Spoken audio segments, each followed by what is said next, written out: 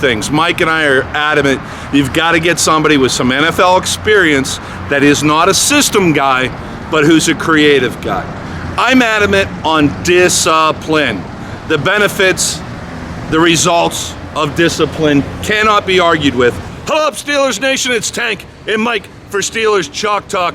It is a foggy, ominous day here in Pittsburgh. You know, Mike, it would be a great setting for an AFC championship behind us in Acrisure Stadium this weekend. Not gonna happen. If I gave you a blank check as Steelers head coach, not who are you looking for, what are you looking for?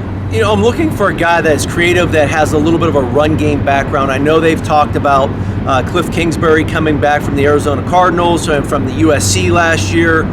He was an analyst and QB coach with USC last year, was the head coach of the Cardinals. But you know, and I think he's a good coach. But if you look at their past and what they've done, yeah, they put up some points. However, you know, he's more of a system type coach that, you know, was a disciple of Mike Leach, and which is typically more of a college style system. Yes. And then the next guy you hear they're looking about is the Carolina Panthers coach from this past, offensive coordinator from this past season. And when you look at them, you know, like, I don't know if that's the answer, because they was one of the bottom offenses in the league. You know, taking that look, I'm not sure. I'm gonna go and I'm gonna look to one of the younger guys that learned underneath Shanahan. And I'm not just saying just not only Kyle Shanahan, but Mike Shanahan. You look what Mike Shanahan has done. You know, he's got his son Cal. He has Sean McVay. He has Matt LaFleur. The coaching. He has Mike McDaniel. So when you look at that, okay, so you got Mike McDaniel down in Miami. You had Sean McVay in Los Angeles. You have Kyle Shanahan in San Francisco. You have Matt LaFleur, who is in Green Bay. All four of those teams were in the playoffs this past year.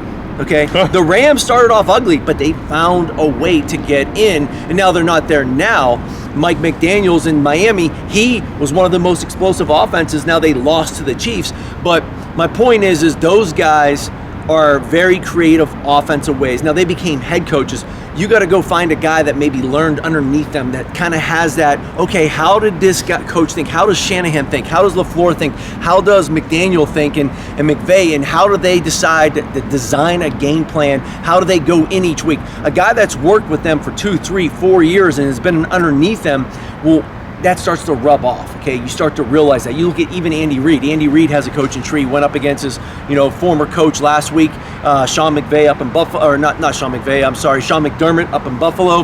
He was a D guy underneath Andy Reid, and now all of a sudden he's going up against another former coach of his, John Harbaugh, this week of the Baltimore Ravens. That's a Andy Reid coaching tree. So these guys that are in the playoffs and that are doing well typically come from a tree of some sort. You got to go find one of those guys that have learned it, and then are be willing to give them the reins to go, hey, this is what I need offensive wise. This is what I want to do. These are the coaches I want. I want to bring this guy in to coach my O-line. I want to bring this guy in to coach my quarterbacks. I want to bring this guy in to coach my receivers. And you have to give him full reign, because you know, I love Coach Tomlin. I love how he's a motivator, but he does stay away from the offensive side of the football a little bit, and he needs to give that power. He's got to give that power to the OC, but that OC's got to be comfortable in doing what he's doing. You know, one of them, and I agree with you, Mike, one of the most important things for you football wonks out there, the X's and O's people, Mike mentioned a word, and it's a huge word because it contrasts with another word. You mentioned a system coach, a coach that brings in his system, as opposed to what would be the word, a creative mind. Yeah, so with the creative, the difference is a guy. Huge difference. You just had a guy in there trying to run it off his failed system with Matt Canada, which was garbage. So what you got is when you guys explain the difference between the system. When you got a system coach, they learn the system. However, they stick to that system and they stay with it. They don't know how to adapt off of it. Jet sweep. When the curveball is thrown at you, when the defenses start making adjustments, you have to have a guy that can look at it and be like, okay, this is what they're doing now. Let's get creative. Let's get bunch sets. Let's get motions. Hey, let's, instead of motion across the formation or short motion down, in, and come across, let's motion from inside and motion out with Tyreek Hill and have them on an explode motion. That way they can't double team them.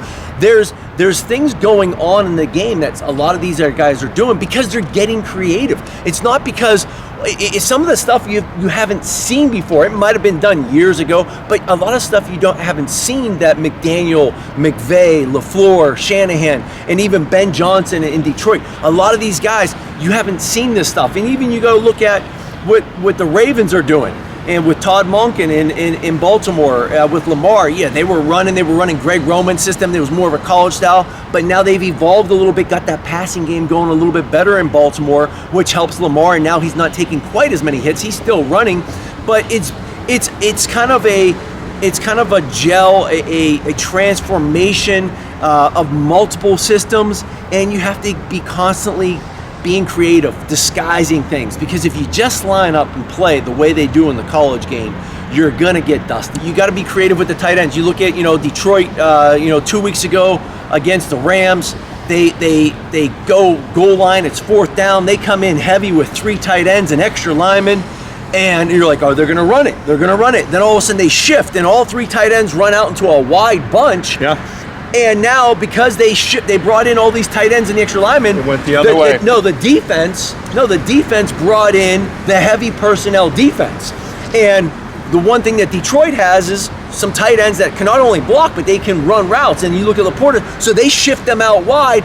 Now they got linebackers out there covering. Laporta runs a glance or a post route on the linebacker, and it was a gimme. It was 4th down and 3, and they're thinking, oh, we're 4th and 2, we're gonna pound it. They shift into defense, and now all of a sudden Laporta catches in the back of the end zone. The linebacker can't cover him. So it's being creative, knowing your players' talents inside and out, and then constantly keeping the defense guessing. So you can have your system and you can come in with it, but you better to be productive in the NFL, you better be creative. You look at the 4 teams that are there now. Shanahan with the Niners. Very creative. You've got Dan Campbell, who allows Ben Johnson, who is probably the most sought-after head coach right now. He's very creative with the offense in Detroit. Then you've got Baltimore, and you've got Kansas City, okay? Oh.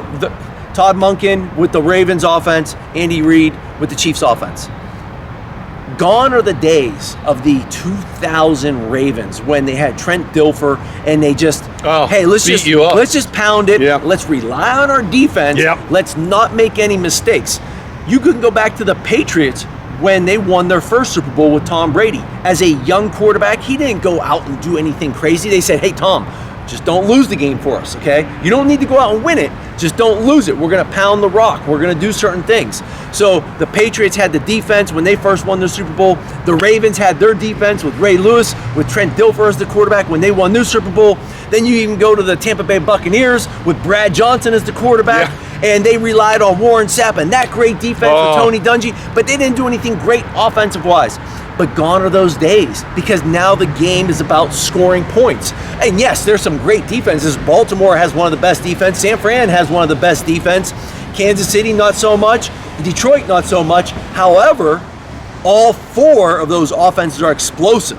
And Detroit's top 5 offense, San Fran is, Baltimore is, and Kansas City is. So you have to be able to control the football, be creative, score points, and control time of possession with that offense. And all 4 of those teams can run the football. Control time of possession. And they all can convert score, third downs. They can score like that, and they can, well, if you go back, if you really want to look into football, the number 1 stat between wins and losses is all first is turnover, takeover. Yeah. So not turn the ball over, take it away. Okay, that's the number 1 stat. Number 2 is third down conversions. Can you convert? And the way the game has gone now, but the way the game has gone, all these coaches are, the analytics are coming in. Everyone's going for it on 4th down now, or they're not afraid to anymore. You have to be aggressive. The old days were like, hey, let's punt it, let's rely on the defense. Now it's like, no. Well, it's too easy. Our coach Fazio punted on 3rd down at Pitt once. A horrible call. But that's gone. But what I'm saying now is the way the rules favor the offense now. You know, you can't do certain things. You can't play as aggressive on defense. So now these offenses are like, hey, it's more beneficial for us to go for this. And, you know, if they don't get it, maybe we can hold them to a field goal. Right. So, system coach like a Matt Canada as opposed to a creative coach. Mike explained it for you very well there. As the Steelers look at the offensive coordinator, and I'm not going to throw names out there, but it is hugely important that you don't get another college system coach. You get a creative guy that comes in, which Matt Canada never did, and says, what do I gotta cook here? What do I got? I got 2 great running backs. He kept Jalen on the bench to start.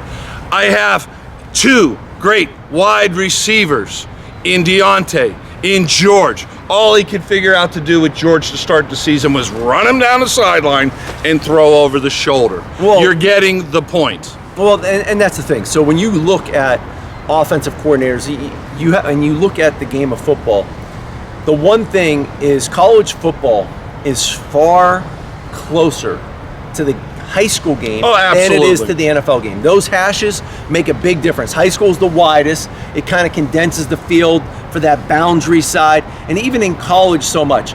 But once you get to the NFL, everything is equal in the middle of the field. There's talent across the board. You can't hide guys here and there. The game is different, okay? It's just flat out different. You have to treat the players differently. They're grown men.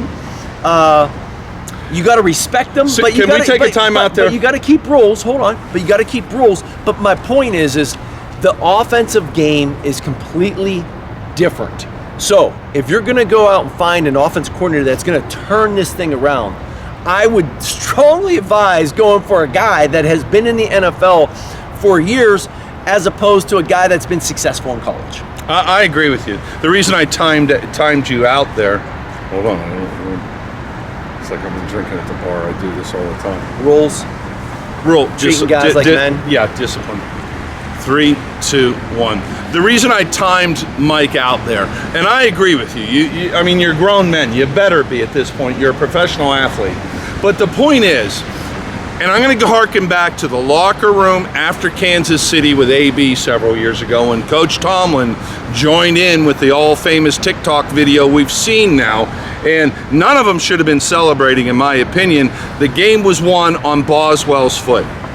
All athletes, all soldiers, all Cub Scouts, all Girl Scouts all children want discipline. People that are high achievers respond to and respect discipline. So, one of the problems, and you talked about that in the wide receiver room the last couple years, is the inmates running the asylum, the children running crazy. All great athletes want to be disciplined. All great fighters love to be disciplined by a good trainer. How important is it for Mike Tomlin to quit being friends with these guys and get a reign of a disciplinarian? Well, I don't know about that because I think I do. Look at the wide receiver room. He's dancing with AB, and then Boswell saved the game. Well, here's the thing: when you win in the NFL, it's hard to win. So whether the kicker wins it, whether your corner intercepts one, a sack fumble, whether your quarterback, it doesn't matter. When you win, you win. It's very tough to win. Did you ever dance in the locker room, Mike? You have to celebrate those wins. Do the funky chicken? No, we didn't do the dancing in the locker room back then. However, no. So you got to be able to celebrate those wins, and it's good to do that. There's nothing wrong with that. I think, and behind closed doors, we don't know exactly the relationship that Coach Tomlin has with those players. However, I think the team handles itself pretty well, with the exception of the receiver room. And I think I'm not sure what the answer is. Discipline. But it started with AB. Juju. Then it went to Juju. Then it went to Claypool. Now you have a little Deontay and Pickens, and I love George Pickens. I love how he's aggressive. I think he could be a Hall of Famer. I think he could be a Hall of Famer. you know, when you got guys unhappy and you're so-called losing the locker room. Now, again, Coach Tomlin's the head coach, and he's more of a defensive coach. So the offensive coordinator essentially lost the offensive side of the ball. He lost everybody. Canada lost everybody. But Steely McMahon was unhappy. But ultimately, Coach Tomlin needs to come in and be like, no, we're fixing this. He does do a good job of keeping things in-house. And I think sometimes, it is, you know, the media tries to get involved, and sometimes, and that can be a little bit of a detriment. Leave the media. The guys are morons. So he does a good job of keeping things in-house.